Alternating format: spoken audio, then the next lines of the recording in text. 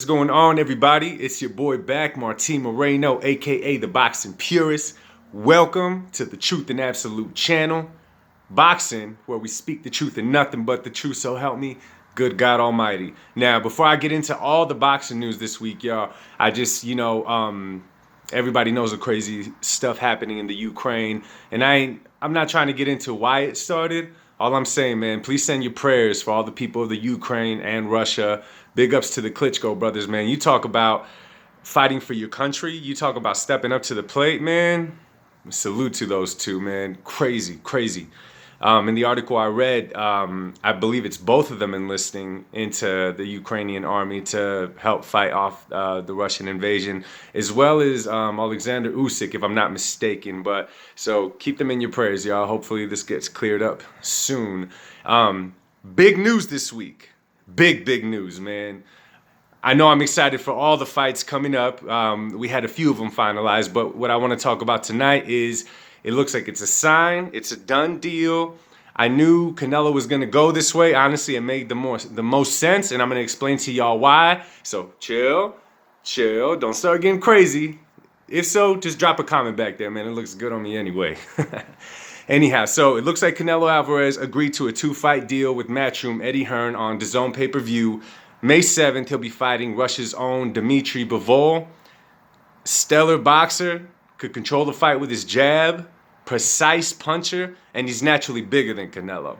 Then, with that 2-fight deal in September, we got Canelo doing his trilogy with Gennady Golovkin. Now, let's talk about the Bivol fight first. I know a lot of y'all ain't happy about the Golovkin. I know a lot of y'all ain't happy about none of these fights he's doing. I know a lot of people felt that he should have fought David Benavidez and Charlo before these two, but let me explain to you what's going on.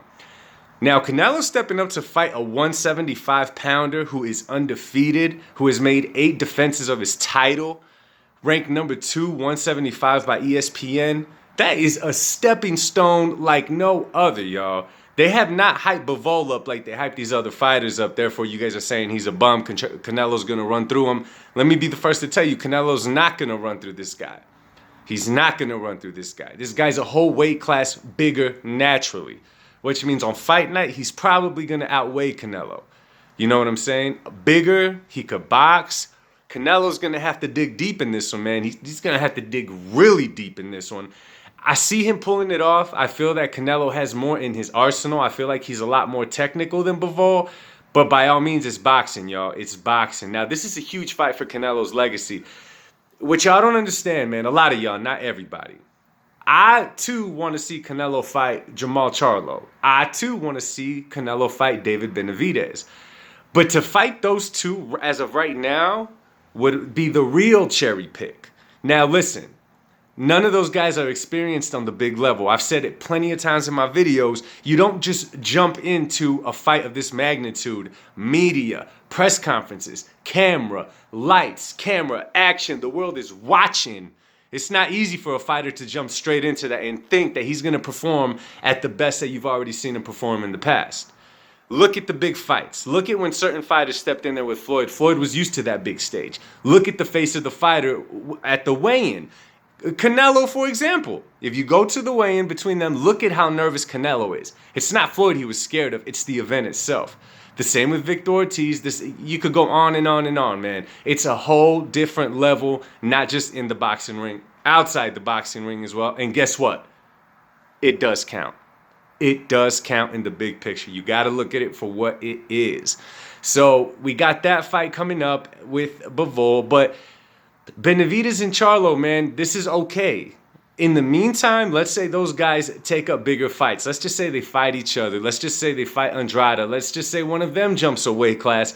Now they will have brought more firepower to whoever's backing them. As of right now, Charlo Canelo sells in Houston, because that's where Charlo's fan base is. For Benavidez, Phoenix, Arizona. They're not going to do the damn event in Phoenix, Arizona. Ultimately, what's going to end up happening, these two hopefully are building up bigger names for themselves, and Canelo's going to end up fighting both of them in Las Vegas. That's how I see it playing out. Maybe not Charlo, but Benavidez for sure. Now, looking past the Bivol fight to the Golovkin fight, right? It's a signed deal, so he's going to fight him regardless, unless someone pulls out. I get it. Golovkin is 40 years old now. I get it. Father Time is probably knocking at his door trying to jump in, by all means. But fighters do this at time, y'all. Why wouldn't you? This is a trilogy fight. In a lot of people's eyes, Golovkin won both fights. In my eyes, they split the two. Golovkin winning the first fight, Canelo the second one. But what this is, y'all, it's not an easy fight. We can't call it an easy fight because obviously Golovkin gave Canelo a hell of a fight twice. So it's not an easy fight. It is a different weight class. Canelo's been on a tear. Golovkin has not been too active, but I mean, come on, yo, he's going to get this opportunity again. I guarantee you he's going to embrace it. But this is what you call a big money fight, and it's almost a gift. It's already been sitting marinating. You know what I'm saying? It's like, it's been marinating already, man. It's a seller on its own. You don't got to tell nobody. You don't got to introduce anybody. They shared the ring twice in the past. They used to train together long ago in Big Bear, California. You know what I'm saying? So I see why they went this route. It honestly made the most sense right now. Unfortunately, y'all, I know the boxing aspect is what we want, but you got to pay attention to the business part as well. These are high risks that these fighters take and the promotion teams take. Sometimes you got to secure a dollar. I think that's exactly what Eddie Hearn did, putting a third Golovkin fight in there. It's a sure payday. It's a sure moneymaker. It's a sure seller. Especially now since it looks like DAZN's going to start doing their own pay-per-view events. I don't think they're going to be charging those $70-$75 for them because you already got to pay, you already got to subscribe to DAZN. But nonetheless, you know, these are going to be two pay-per-view events that's going to probably help boost DAZN pay-per-view for years to come. So I'm excited for these fights, man. Obviously, I'm picking Canelo to beat Bivol, and not an easy fight. I'm excited to see it. It looks like May 7th. We're getting it, man. So, but let me know what y'all think, man. Hopefully, I cleared up some of the stuff that, you know, your emotions might not let you see. But let me know what y'all think, man. Your opinion on it. Let me, you know, like, comment, subscribe, hit that notification bell.